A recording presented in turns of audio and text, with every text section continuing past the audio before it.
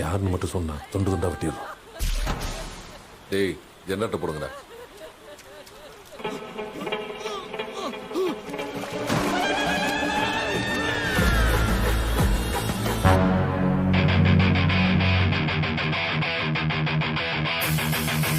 Sebuah film berjudul Ryan tahun 2024. Entahlah, film ini sepertinya akan masuk dalam jajaran film aksi terbaik dan terpaling adrenalin yang pernah saya tonton karena keren banget, sangat menggugah emosi dan hormon-hormon kebrutalan, sehingga daripada berlama-lama langsung saja pasang handsfree, smitriskan pesisir bahan, kencangkan celana dalam, selamat menonton dan cekicrot.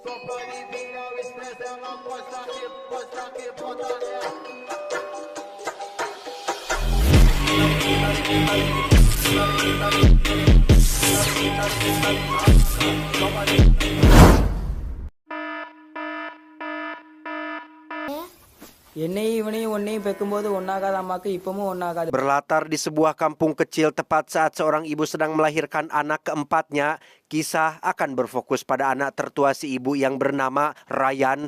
Ia dan kedua adik laki-lakinya sedang menunggu ibu mereka selesai melahirkan, dan saat waktunya tiba, si ibu melahirkan bayi perempuan yang hal itu disambut dengan rasa bahagia oleh Ryan karena memang menginginkan seorang adik perempuan setelah dua adik sebelumnya semuanya laki-laki. Tak hanya itu saja, Ryan bahkan diberikan kesempatan langka saat ia diminta seorang pendeta setempat untuk memberikan nama bagi adik bungsunya, di mana Ryan memberikan nama Durga sesuai nama salah satu dewi-dewi di kepercayaan Hindu yang diyakini sebagai perlindungan, perang, dan kehancuran. Durga, Durga, Durga. Sebagai anak tertua, Ryan selalu bertugas mengasuh Durga yang memang Ryan sangat senang dan tulus melakukannya. Sampai suatu hari ketika ayah dan ibu pergi ke kota untuk membeli sesuatu, Ryan diminta untuk menjaga ketiga adik-adiknya yang masih kecil karena mereka akan pulang sangat malam sekali.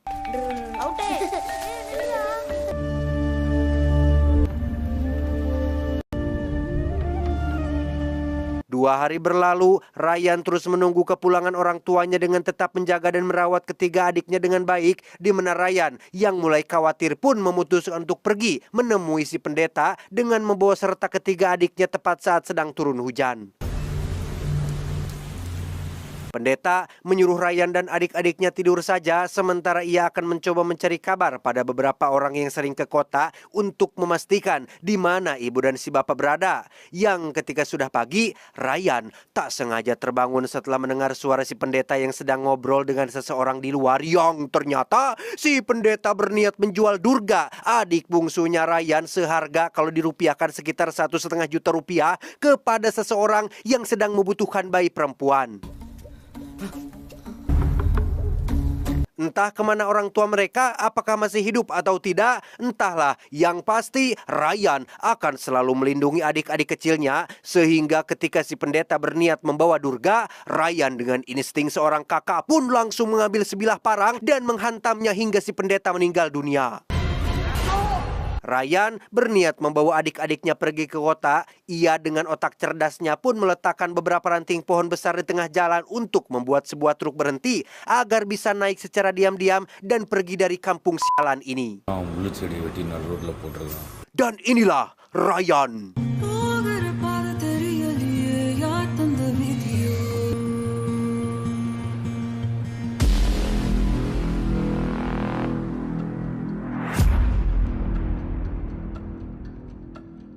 Tiba di kota, lebih tepatnya sebuah pasar, Ryan yang baru bangun pun kembali mengacungkan parang tajam setelah menganggap jika supir truk tersebut berniat macam-macam.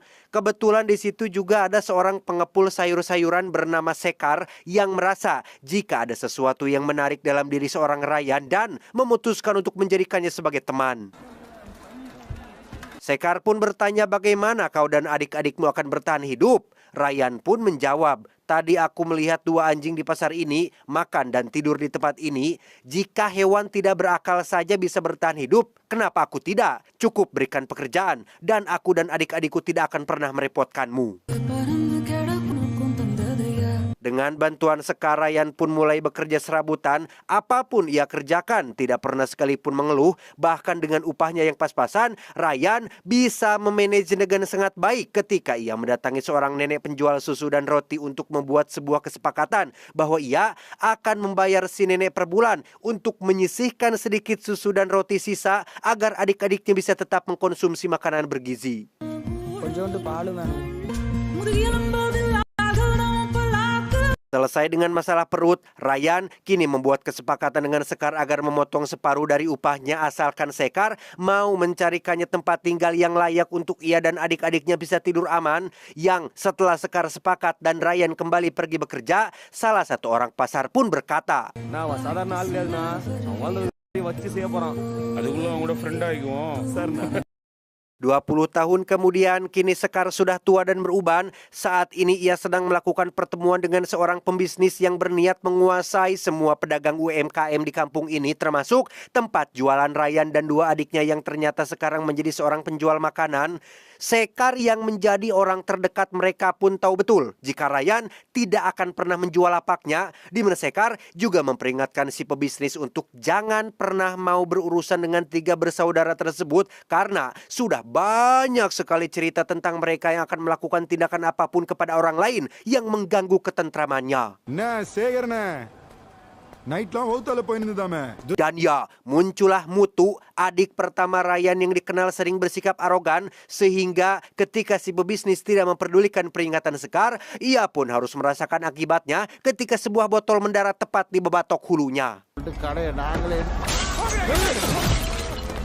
Dan inilah dia Ryan sekarang, menjadi seorang mas-mas penjual nasi goreng dengan kumis tebal, rambut pendek, dan postur tubuh kecilnya, di mana Ryan jualan dibantu oleh kedua adiknya, yaitu tentu saja ada Mutu dan adik keduanya yang bernama Manik. Sedangkan Durga, si adik bungsu, tinggal di rumah dan mengurus urusan rumah tangga. என்னடா இப்ப பாரு பொம்பளைங்க சமாச்சாரம் அது இதுன்னு அந்த பொண்ணு வந்து புலம்பிட்டு போகுது. Nah, apalah unulna. Selama 20 tahun ini, Ryan berperan menjadi seorang ayah, ibu, sekaligus kakak. Berkat Ryan jugalah adik-adiknya bisa hidup sejahtera seperti sekarang. Contohnya seperti si Manik, adik keduanya, yang saat ini berstatus mahasiswa di salah satu kampus meski sesekali sering terlibat perkelahian dengan saingannya. அப்படியே உசார் பண்ணாலும் உன் கண்ணில் மட்டும் சத்தியமா காட்ட மாட்டேன்பா Tiba di rumah, kita akan melihat Durga yang saat ini sudah jebrok alias dewasa. Ia bertugas menjaga rumah dan bersih-bersih, termasuk menyiapkan makanan untuk mereka bisa makan bersama. Nah, Sekaran அண்ணா வந்துட்டு போச்சு. ஏன் உனக்கு தான் நான் வீட்ல சாப்பாடு பண்ணி வச்சிருந்தேன்ல. ஒன்ல நீ சாப்பிடு. Keesokan paginya, Ryan kedatangan Sekar yang ingin memberitahu tentang si Mutu, adik pertamanya yang lagi-lagi membuat masalah, yaitu menggetok kepala seseorang kemarin siang, yang karena wilayah ini adalah wilayah kekuasaan kelompok gangster yang dipimpin oleh seorang bos bernama Durai. Sekar pun menyarankan agar Ryan datang menemuinya untuk sekedar mengklarifikasi terkait apa yang sudah dilakukan oleh Mutu adiknya. துரன்னு பார்க்கணும். அண்ணா ஒரு மீட்டிங்ல இருக்கிறாரு இப்படி வரமான் இல்லை சரிண்ணா. Dan inilah bebenguk Durai, bos gangster penguasa kota ini yang kebetulan sedang melakukan pertemuan dengan seseorang bernama Setu yang merupakan bos gangster dari kelompok lain. Diketahui bahwa dulunya kota ini dikuasai oleh ayahnya Setu, namun Durai berhasil membunuh ayahnya Setu dan merebut semua bisnis termasuk kekuasaannya di tempat ini. எங்க அப்பா போட்டு சமாதானமா போயிடலான்னு சொல்லிட்டீங்க. Saat ayahnya dibunuh, Setu kebetulan sedang berbisnis di luar negeri, sehingga ketika sudah pulang, Setu langsung merekrut kembali mantan pasukan ayahnya, membuat kelompok baru yang lebih kuat, menjalankan berbagai bisnis ilegal, dan tak segan-segan menghabisi siapapun yang menghalangi tujuannya. Sekarang, Setu ingin mengambil kembali apa yang sudah direbut oleh Durai, yaitu kota ini termasuk semua bisnis yang ada di dalamnya. Meski keduanya punya perjanjian damai untuk tidak terjadi pertumpahan darah lagi, tetapi dendam tetaplah dendam. Setu hanya ingin memperingatkan Durai bahwa jika waktunya sudah tepat, ia akan mengambil kembali apa yang seharus menjadi miliknya. நான் அவங்களோட நக்கலை பேசுறான். Tak lama setelah Setu pergi, muncullah Ryan dan Sekar yang ingin meminta maaf atas keributan yang ditimbulkan oleh Mutu adiknya. Durai sih memaafkan saja dan tidak ada masalah. Tapi untuk urusan dengan si korban alias si pembisnis yang diketok kepalanya, Durai tidak bisa membantu dan mempersilahkan Ryan untuk menyelesaikannya sendiri. இல்லைண்ணா இனிமேல் இப்படி நடக்காத பார்த்து. ஒவ்வொரு தடவையும் இப்படி வந்து பேசுறதால தான் ஓகேயா இருக்குது, இல்லைன்னா பிரச்சனை பெருசா இருக்கும். அப்புறமா சொல்லு. இன்னான்னு கேட்டுக்கிறேன். ஏய் என்ன பாக்குற? புதுசா வேலைக்கு சேர்ந்திருக்கியா? அவனாண்டெல்லாம் வச்சுக்காத, போ. சரிண்ணா. Sekembalinya dari kediaman Durai, Ryan langsung mendapat kabar buruk dari Durga terkait Mutu yang digiring ke kantor polisi atas laporan dari si korban, di mana Ryan dengan cepat pergi ke sana untuk mencegah adiknya di penjara. Karena Mutu sering membuat keonaran, kali ini petugas tidak bisa membantu Ryan. Satu-satunya cara agar Mutu tidak di penjara hanyalah menemui si korban dan membujuknya agar mencabut laporannya. Tak buang waktu, Ryan langsung menemui si korban alias si pebisnis yang sedang dirawat di puskesmas. Dengan raut wajah yang pikarunyaun dan bahasa yang lembut nan sopan, Ryan mencoba meminta si pebisnis agar mencabut laporannya. Namun, apa jawaban si pembisnis? Ya, ia tidak akan pernah mencabut laporannya dan justru mengancam akan membuat Mutu membusuk di penjara. Sehingga Ryan langsung menunjukkan sosok aslinya yang tidak akan pernah bisa ditolak oleh siapapun.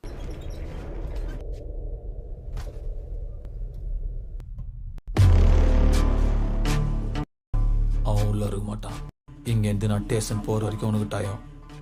ஆனால் கன்ஃபார்மாக ஒரு நாள் உன் உயிர் போயிடும். Beberapa menit kemudian, si pebisnis langsung mencabut laporannya dan Ryan berhasil membawa Mutu kembali pulang meski sempat kesal karena ini bukanlah kali pertama Mutu membuat masalah seperti ini. Malamnya, Mutu langsung pergi ke warung Abok untuk minum-minum. Di antara semua adik-adik Ryan, hanya Mutulah yang paling beban. Belum punya pekerjaan, menolak bersekolah, tidak punya ijazah, tidak jelas masa depannya. Namun meski begitu, ia punya seorang kekasih bernama Mega yang ayahnya tidak pernah setuju anaknya berpacaran dengan seorang pengangguran seperti si Mutu ini. Tetapi karena Mega sudah kepalang jatuh cinta, ia tetap mempertahankan hubungan tersebut.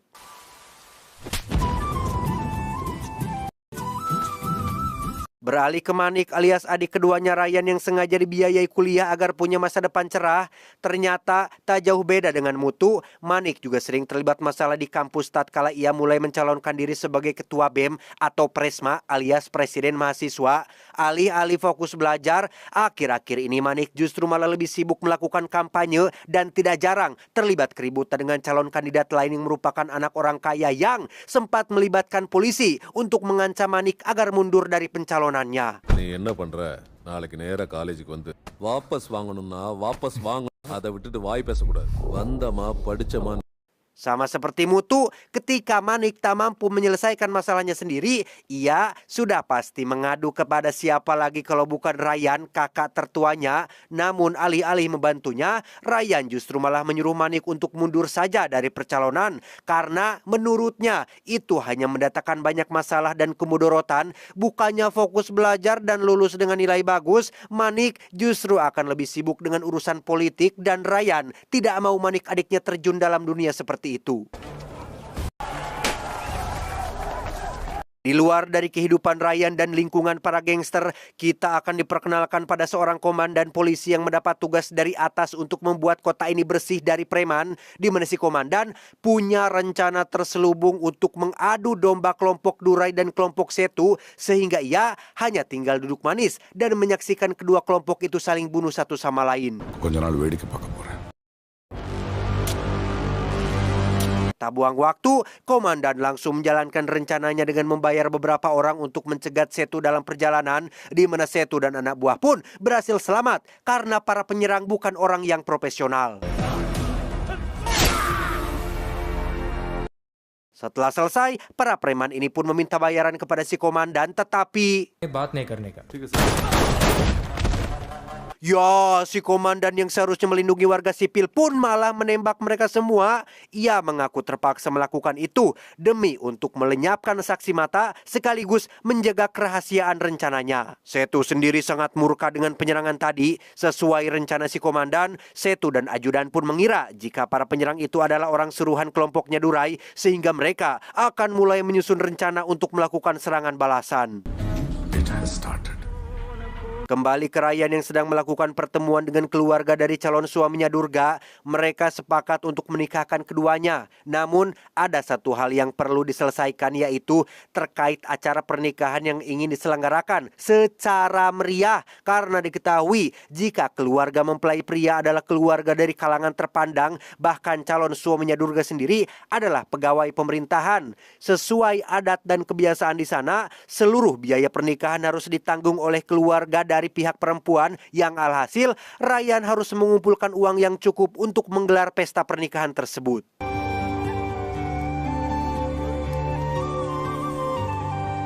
Tidak hanya Ryan yang harus memutar otak, Mutu juga ikut pusing harus mencari uang kemana, sedangkan ia sendiri belum punya pekerjaan tetap. Terlebih lagi ketika calon mertuanya alias ayahnya Mega terus mendesak dan menghina Mutu yang dinilai sebagai pengangguran tak berguna, sehingga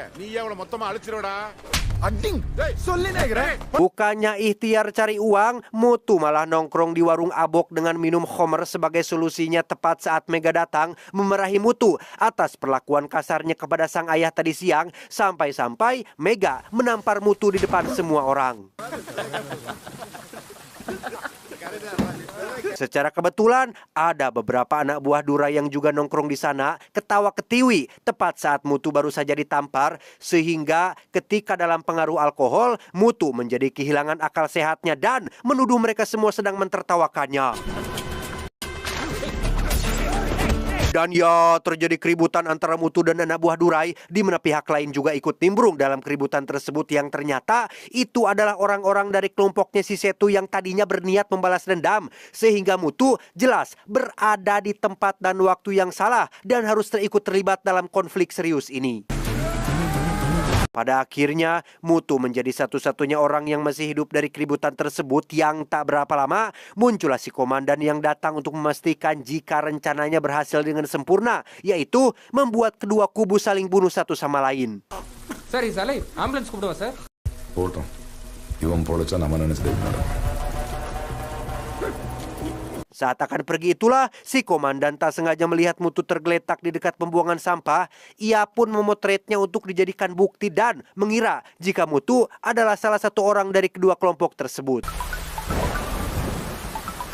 Kembali ke Ryan yang baru saja pulang jualan, ia langsung dikejutkan oleh Mutu adiknya yang terluka sehabis terlibat perkelahian. Sempat marah karena Mutu terus saja membuat masalah, Ryan berhasil ditenangkan dan yang pasti harus memutar otak lagi untuk membereskan kekacauan yang dilakukan oleh adik bebannya.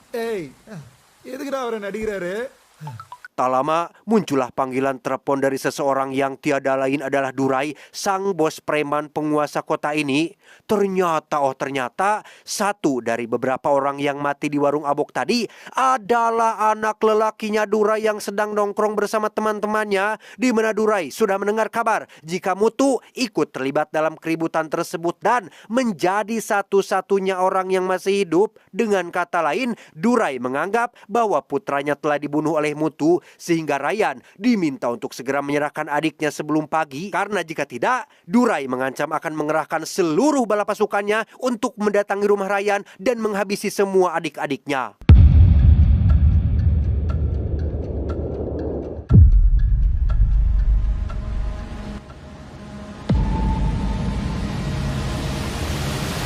Durai sendiri terlihat sedang meratapi kematian putranya dengan didampingi oleh para pengawal setianya, di mana listrik tiba-tiba padam yang membuat satu anak buahnya harus keluar memeriksa generator, tapi tiba-tiba ya,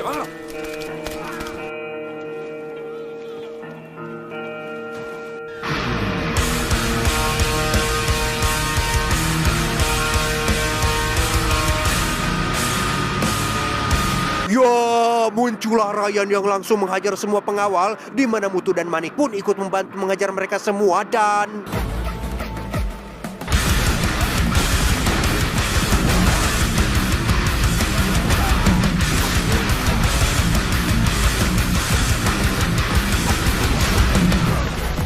Tersisa Durai yang masih hidup dengan raut wajah penuh ketakutan. Ia baru sadar jika dirinya sudah melakukan kesalahan besar ketika telah membuang banyak waktu dengan membiarkan Ryan mendatanginya duluan. Sehingga sekarang semuanya sudah terlambat. Ryan tidak akan pernah membiarkan Durai hidup.